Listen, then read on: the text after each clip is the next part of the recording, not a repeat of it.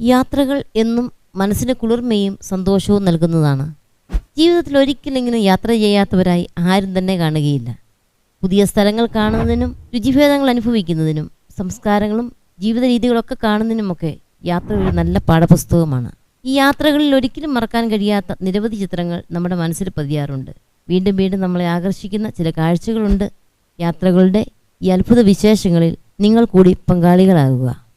ഛത്തീസ്ഗഡിലെ വിവിധ ജില്ലകളിലൂടെ ആണ് നാം സഞ്ചരിച്ചുകൊണ്ടിരിക്കുന്നത്. ഇന്നും അതിസുന്ദരവും ചരിത്രമുറങ്ങുന്നതുമായ ഒരു ജില്ലയുടെ വിശേഷങ്ങളാണ് ഈ ദൃശ്യവിരുന്നിൽ.